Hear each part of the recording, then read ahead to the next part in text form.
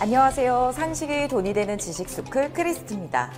코로나19가 있든 없든 도쿄올림픽은 2021년 7월 23일에 개막할 것. 도쿄올림픽이 코로나19로 인해 1년 연기되었는데요. 그런데 아직 코로나 사태가 진정이 되지 않는 이 시기에 존 코츠 IOC 부위원장은 도쿄올림픽은 2011년 동일본 대지진 악몽에서 벗어난 재건과 부흥의 대회이자 이제는 코로나19를 정복한 대회가 돼야 한다며 정상 개최의 당위성을 강조했습니다. 호주 출신인 존 코츠 부위원장은 차기 올림픽 조직위원회의 대회 준비 과정을 관리 감독하는 IOC 조정위원회 위원장으로 도쿄올림픽의 감독자이면서 대회를 공동으로 준비해온 동반자입니다. IOC와 도쿄올림픽 조직위 관계자들은 지난주에 만나 2021년에 올림픽을 열 경우 코로나19 확산에 따른 국경보호 대책이 선수들의 일본 입국에 어떤 영향을 줄지, 관중이 경기장을 메울지, 경기장 안전은 어떻게 유지할지 등을 논의했는데요. 이런 점을 고려하면 코츠 위원장이 도쿄올림픽 정상 추진을 강조해온 도쿄조직위의 의중을 대변한 것으로도 볼 수 있습니다.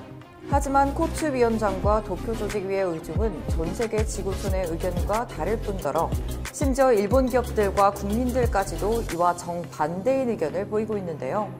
도쿄 상공리서치가 진행한 설문조사의 결과를 보면 이미 1년 미뤄진 대회의 바람직한 형태에 대해 도쿄에 본사를 둔 기업 3,327곳 중 30.7%는 취소를 꼽았고 22.4%는 연기해야 한다고 답변했습니다. 또 취소나 연기, 무관중 개최가 기업 경영에 미칠 영향에 대해선 1,491개 기업이 응답했고 이 중 78.5%가 악영향이 크다고 답했습니다. 악영향에 대해서는 구체적으로 거래처 매출이 줄어 자사도 타격을 받을 것이라거나 외국인 관광객이 오지 않을 것이라고 거론했습니다. 이렇게 올림픽 개최에 대해 일본 국민들은 물론 세계적으로도 여론이 좋지 않습니다. 그런데도 일본이 올림픽을 개최하려는 이유는 단순히 동일본 대지진으로 인해 피폭이 된 후쿠시마가 정상화됐다는 것을 국제사회에 어필하고 망해가고 있는 일본이 아직 끝나지 않았다는 점을 전 세계에 알리는 이른바 부흥올림픽으로 삼으려는 것인데요. 지구촌이 아직 코로나19로 고통받고 있는 이 엄중한 시기에 그저 일본의 이기적인 욕심인 도쿄올림픽을 개최한다고 하는 것이 옳은 선택일까요? 또 실제로 올림픽 자체를 개최할 수는 있을까요? 영상 시작 전 좋아요와 구독하기 부탁드립니다. 전 세계가 인정하는 가치 투자자 워렌 버핏이 인정한 바로 그 책, 오른쪽 버튼을 눌러보세요. 코로나19가 확산되면서 도쿄올림픽은 1년 동안 개최가 미뤄졌습니다. 그런데 이 와중에 엎친 데 덮친 격으로 이번엔 일본의 한 언론에서조차 도쿄올림픽 유치에 비리가 있었다는 의혹을 제기했습니다. 지난 5월 일본 뉴스위크는 신종 코로나 바이러스 이후 일본에 필요한 유산에 대해 생각하는 특집 기사를 냈는데요. 그중 락다운 없이 코로나19 위기가 지나 내년에 올림픽을 무사히 개최하더라도 투명성이 결여된 일본 정부나 대기업에 대해 국민들이 납득할 수 있을지 의문이라고 우려했습니다. 일본 뉴스위크는 지난 3월 프랑스 검찰이 2016년과 2020년 하계올림픽 개최지 선정과 관련한 비리 의혹 수사를 진행 중이라 알렸는데요. 사실 이 비리 의혹은 남인기합 전 국제육상경기연맹 회장의 부패 혐의를 수사하는 과정에서 드러났습니다. 세네갈 출신의 디악 전 회장은 거액의 뇌물을 받고 러시아 육상 선수들의 조직적인 약물 복용을 은폐한 혐의로 지난해 11월 프랑스 검찰에 체포됐는데요. 지난 1월 세계 반도핑기구가 발간한 보고서에 따르면 지난 2013년 일본의 한 후원자가 디악 전 회장에게 400에서 500만 달러의 협찬금을 전달했고 이 돈 가운데 일부가 아프리카계 위원 6명에게 흘러갔다고 주장했습니다. 2013년은 2020년 올림픽 개최지를 선정한 해인데요. 당초 터키 이스탄불을 지지하던 디악 전 회장은 갑자기 도쿄를 지지하는 것으로 급선회했고 심지어 아프리카계 IOC 위원들에게도 도쿄에 투표하도록 영향력을 행사한 것으로 알려졌습니다. 뿐만 아니라 이 뇌물 스캔들은 현재 일본의 올림픽 조직위원장을 맡고 있는 모리 요시로 전 총리와 조직위 이사 다카하시 하루유키도 연루된 듯한 정황이 포착됐죠. 로이터 통신은 지난 31일 도쿄올림픽 유치위의 재무 기록을 검토한 결과 유치위가 당시 모리 전 총리가 이끌던 반호지고로 기념 국제스포츠연구 교류센터에 130만 달러를 지원한 사실을 확인했다고 보도했는데요. 그러나 현재 IOC와 JOC, 도쿄올림픽 조직위는 저마다 IOC 위원들 간의 사적인 선물 교환이나 금전 거래는 알지 못한다. 올림픽 유치위 활동은 JOC와는 별개다. 유치위가 이미 해체됐기 때문에 어떤 활동을 했는지 알 수가 없다는 반응을 보이며 오리발을 내밀고 있습니다. 심지어 일본이 국제대회를 유치하기 위해 비리를 저지른 것은 이번이 처음이 아닌데요. 1998년 나가노 동계올림픽 유치 과정에서도 IOC 위원 9명이 연루됐었죠. 당시 나가노 유치 비리를 조사하던 야기유시로 JOC 사무총장은 IOC 위원 9명이 나가노 올림픽 유치 과정에서 과대한 접대와 선물을 제공받은 것으로 확인됐지만 IOC의 최종 결정이 나기 전엔 명단을 공개할 수 없다고 말도 안 되는 소리를 했습니다. 그리고 실제로 비리 혐의가 포착된 위원들은 가족과 친구들을 동반하고 나가노를 수차례 방문해 향응과 비싼 선물, 여행 경비를 지원받은 것으로 밝혀졌죠. 또 나가노는 올림픽 유치 당시 20억 엔의 거금을 들인 것으로 확인됐지만 당시 회계장부를 모두 파기해 정확한 사용 내역 역시 밝혀지지 않았습니다. 이처럼 과거든 현재든 일본은 올림픽을 유치하기 위해 숱한 비리를 저질러 왔는데요. 이제는 일본과 외부 세력 간의 비리 잡음 외에도 아베의 골판지 사랑 때문에 일본 내부에서의 잡음까지 끊이질 않고 있습니다. 아베의 골판지를 향한 열렬한 사랑은 워낙 유명했지만 하필이면 그 사랑이 올림픽에서마저도 또 발현됐죠. 지난해 9월 2020 도쿄올림픽 선수촌 숙소 사진이 공개됐는데 일본뿐만 아니라 전 세계 여론의 반응이 매우 좋지 않았습니다. 그 이유는 종이 골판지를 여러 장 겹쳐 만들어 놓은 엉성해 보이는 침대 때문입니다. 이 침대는 작은 상자를 여러 개 엮어 큰 상자를 만들고 그렇게 만들어진 상자 2개를 또다시 붙여 하나로 만들었는데 큰 뼈대뿐만 아니라 연결 부위도 모두 종이로 돼 있습니다. 조직위는 첫 공개 당시 조립 과정을 시연하며 종이로 만들어 가볍지만 200kg 정도를 지탱할 수 있다고 강조했습니다. 한편 이런 골판지 침대에 대해 여론의 반응이 엇갈렸는데요. 매트리스도 재활용이 가능한 폴리에틸렌으로 제작해 환경보호 취지에는 긍정적이었지만 침대를 직접 사용해야 하는 선수들을 향한 배려는 전혀 없었다는 지적이 많았습니다. 이에 한 네티즌은 대체 어디에다가 돈을 쓴 건지 모르겠다며 막대한 예산을 들였을 텐데 전혀 이해되지 않는다고 지적했죠. 또 한눈에 봐도 너무 약해 보인다. 피난처치고는 훌륭하다. 거짓말일 거다. 아베 총리가 돈을 들이고 싶지 않았나 보다처럼 이 상황을 비꼬는 사람들도 있었습니다. 심지어 일본은 코로나19 사태에서도 이 골판지를 활용해 전 세계의 비난을 샀는데요. 일본 나리타 공항에서는 해외 입국자들의 임시 격리를 위해 골판지로 간이 침대를 만들어 이틀 동안 머물게 한 것입니다. 감염을 차단하기는커녕 확산시킬 수도 있는 정말 믿기 힘든 방역 조치였습니다. 일본 정부의 적극적인 골판지 사용에 일본의 기업 역시 안면보호구와 마스크까지 골판지로 만들어 출시하는 황당한 일도 발생했죠.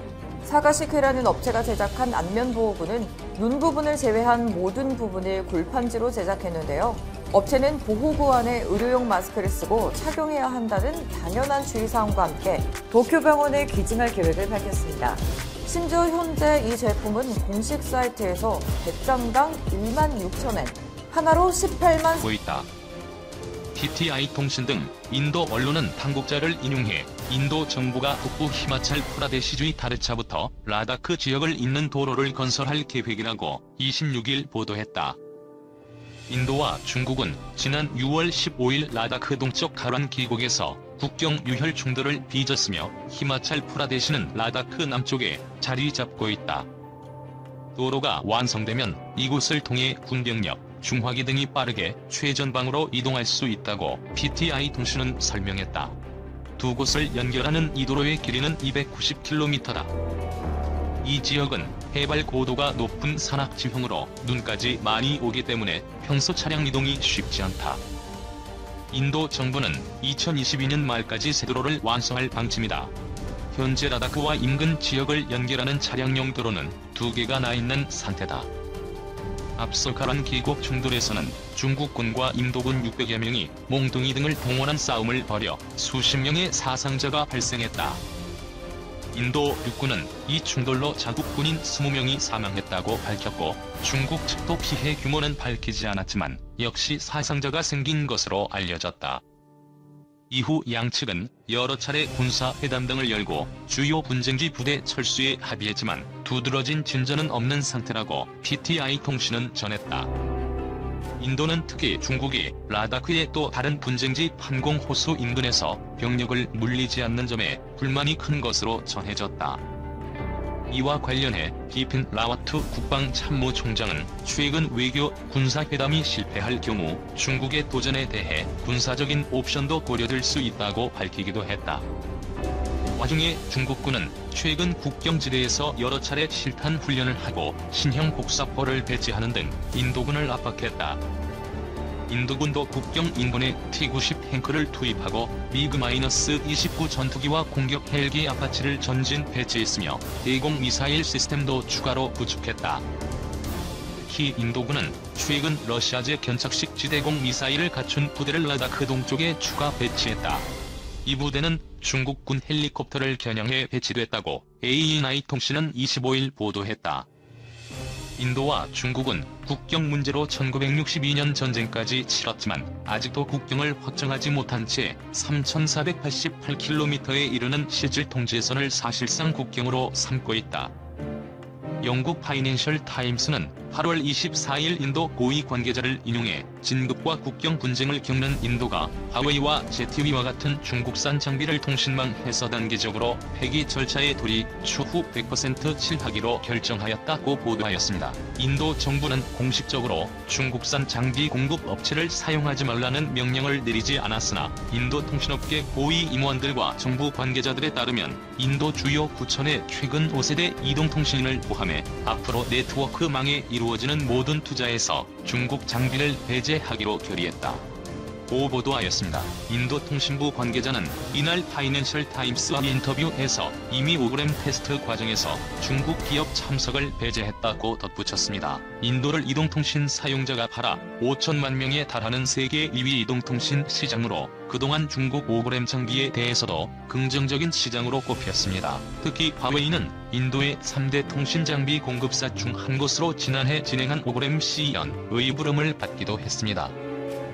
인도 정부는 올해 초까지만 해도 미국이 전 세계적으로 화웨이를 퇴출하라고 압박할 때 기술을 택할 권리가 있다고 주장하며 화웨이 사용 가능성을 내비쳤습니다. 하지만 이러한 주장은 몇 달 못 갔습니다. 중국에게 인도가 크게 대인 것입니다.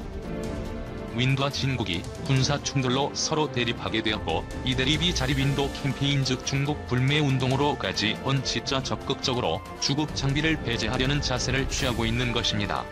사실상 인도는 반중국 국가 중 최전선에 위치하고 있습니다.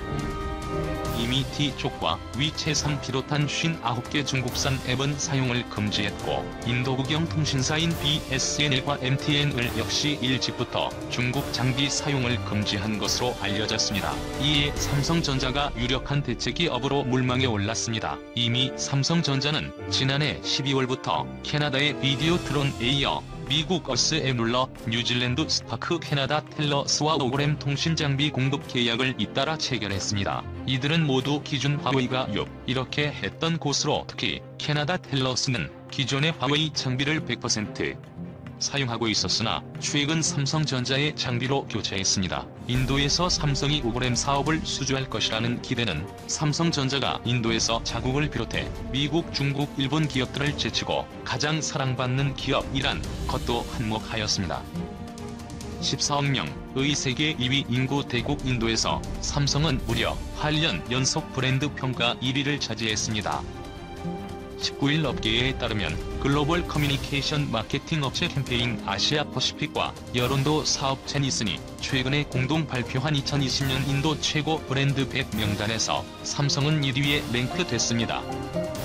삼성은 인도에서 해당 조사가 시작된 2013년부터 올해까지 8년 연속 선두 자리를 지켰습니다. 삼성의 인도에서 최고 브랜드로 꼽힌 데는 스마트폰, 가전 등 제품 기술력을 앞세운 소비자 호평뿐만 아니라 현지에서의 투자 확대와 고용 창출을 통한 사회적 기여 등이 결정적인 역할을 한 것으로 분석됩니다. 현지 한 관계자는 중급 기업들은 결국 기술 인력 위치를 비롯해 개인정보 유출 등 심각한 안보 위협을 쥐고 있으며 인도에 진출한 일본 기업들은 고압적인 태도로 현지화에 전혀 힘쓰지 않고 있어 평가가 좋지 못하다. 기술력이나 안전성 그리고 친화적 관계도 무엇까지 아우르는 한국 기업들이 인도에서 잘 나갈 수밖에 없는 이유다라고 전했습니다. 삼성전자는 수년간 인도 스마트폰 시장에서 1위를 지켜오다가 지난해부터 초저가 상품을 출시한 샤오미, 비보 등 중국 업체들의 시장 점유율을 빼앗겼습니다. 하지만 최근엔 인도가 국경 접견 지역에서 중국과의 갈등을 벌이면서 삼성전자가 올해 2분기 스마트폰과 피처폰을 합치 인도의 전체 휴대폰 시장 점유율을 24%로 끌어올려 1위를 차지했습니다. 지난해 4분기 혐의 선두 자리를 내주고 4위까지 떨어졌던 삼성이 1위를 탈환한 것입니다.